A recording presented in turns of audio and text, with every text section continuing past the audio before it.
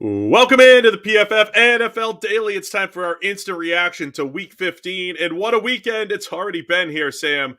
I mean, look, we're instantly reacting to the Sunday action, but of course, it started on Saturday with the Minnesota Vikings with the biggest comeback in NFL history to beat the Indianapolis Colts. And I don't know what we just witnessed, Sam. The Raiders with a walk-off win on a lateral in a tie game against the New England Patriots. Let's start with that. What happened? What happened on that play? What is going on here? Yeah, nothing about that play made any sense. And by the way, even just rewinding a little bit before that to the touchdown that tied the game up for the Raiders looked for all the world like he didn't get that second foot in. And actually, the toe came down out of bounds. They reviewed it. They decided it wasn't conclusive enough to overturn it, gave them the tying touchdown. And then, yeah, for some reason on this play, the Patriots played it as if they were trailing, not as if they were tied up and about to go to overtime.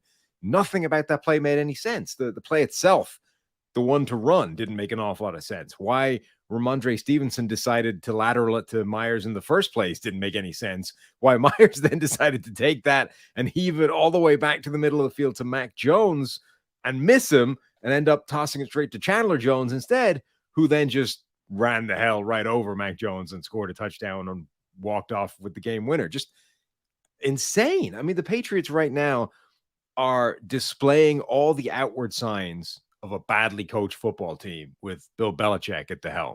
That makes no sense either. Patriots fall to 7-7 on this one. Ramondre Stevenson had been having a spectacular game, had a 34-yard touchdown there, finishes with 172 yards. But I don't understand any of it because, as you said, it was a tie game. Patriots are in their own territory, probably a little bit far from Mac Jones to reach the end zone for a last-minute Hail Mary. So they just run a draw play. It's going to be the last play of the game. So first off, the question is, why even run any play if you're not even going to score? And then when you do run the play, why run the risk of lateraling it? Because it's a tie game. You're not losing. And I don't know what happened along the way there. If the Patriots just call in the play, hey, it's a tie. Hey, it's a draw. And they just forgot they were tied. Jacoby Myers throwing the ball off balance back across his body, essentially picked off by Chandler Jones, who walks into the end zone after a stiff arm of Mac Jones, of course. But never seen anything like it. No, and like you said, it doesn't even make sense. Like if one guy had sort of lost track of the situation and maybe thought they were trailing, that would make sense. But two different people lateral the ball on this play. It would have needed both of them to have lost track of the situation and think they were trailing when they were actually tied for no reason. Like, again, it just makes no sense. Let's add a quick take on that Minnesota 39-36 win over the Indianapolis Colts. The Colts were up 33-0. And it wasn't this like dominant offensive performance. What we've seen this weekend in a couple games, Sam, there were just stretches of play where everything goes right for one team, everything goes wrong, and then it just flips. And this was the epitome of that. Vikings making their ridiculous comeback against the Colts. Yeah, I mean, the first half, I'm not sure I've ever seen a first half of football where everything went in one direction, a complete and total calamity for one team. The Colts were 33-0 up at the half. They weren't even playing that well. Like they were just the recipient of every fortuitous bounce, fumble, bad play that the Minnesota Vikings were dialing up, and everything was going their way. And then it stopped working. And as soon as it stopped working, Minnesota was actually able to execute some offense. The Colts, the fact that they only had one offensive score in that 33-0, points compilation started to come back to bite them because all of a sudden they weren't being gifted points anymore. They had to earn them themselves. And the comeback started to materialize. And eventually the Vikings came all the way back. I like the stat you told me just before we got on the air here. The Vikings made the biggest comeback in NFL history, and they didn't have the biggest stretch of unanswered points this weekend. It was the Cincinnati Bengals, who just went 34 unanswered against the Tampa Bay Bucks. The Bucks looked like a completely different team for one half. They were up 17-0.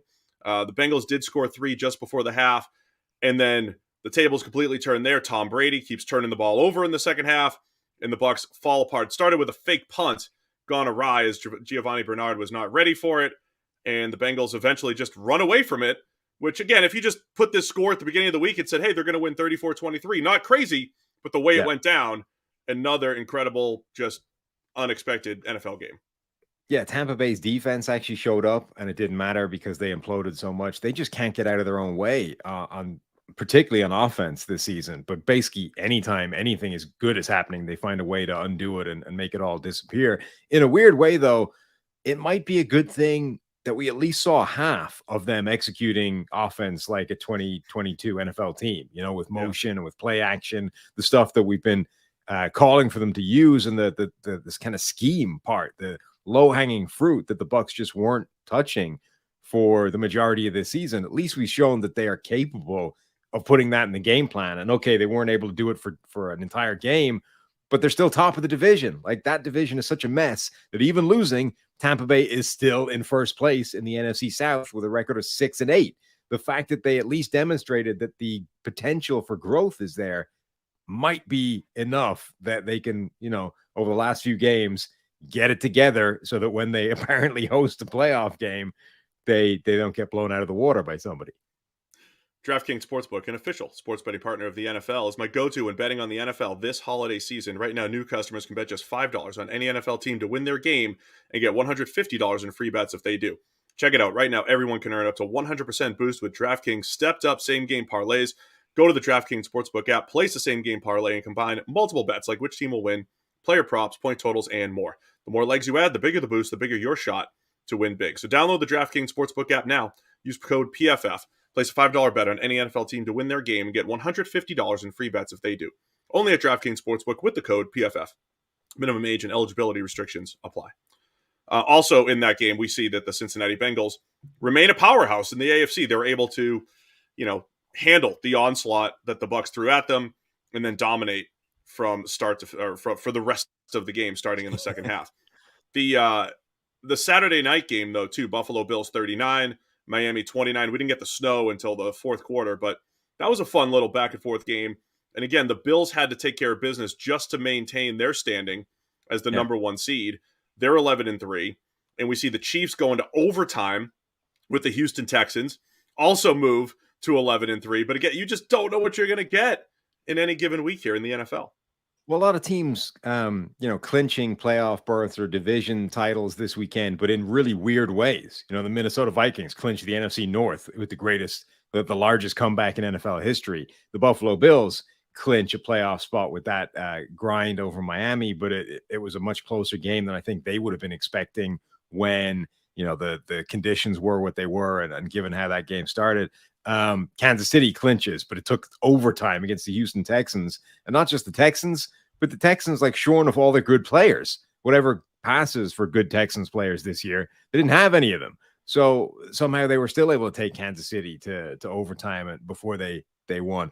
Philadelphia were grinding it out against Chicago this week, and then Dallas ends up losing completely to Jacksonville on a ridiculous overtime kind of tipped pass by a receiver, pick six. A walk-off pick six for the Jaguars. So that's a story as well. The Jags move to 6-8. The Tennessee Titans just lost to the Los Angeles Chargers. Titans moved to 7-7. So they're officially a game ahead of the Jaguars. They're still going to play each other in Week 18. And I think if you're a Jaguars fan, that's all you're asking for, is having that last game mean something. And they already beat the Titans the first time. So if they win, they're in Jacksonville. Assuming they stay within a game over these next couple of weeks. So the Jaguars getting by Dallas, an incredible play here. The Titans have to play Dallas still in a couple of weeks on Thursday Night Football. The Titans are struggling, and the Jaguars might end up sneaking into the playoffs here, Sam. Yeah, absolutely. I mean, the Jags and the Detroit Lions are two charging teams so far that left themselves, an awful lot of work to do, but have a real shot of making the playoffs.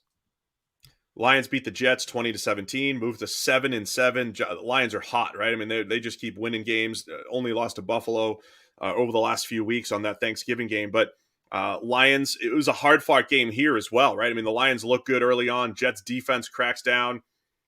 Zach Wilson has his ups and downs as starter for the Jets. Jets take the fourth quarter lead, but the Lions go for it on 4th and 1, and a little crossing route to Brock Wright for 51 yards for the game-winning score for the Lions. What an incredible back-and-forth game, and the Lions staying very much in the mix here for that last spot in the NFC.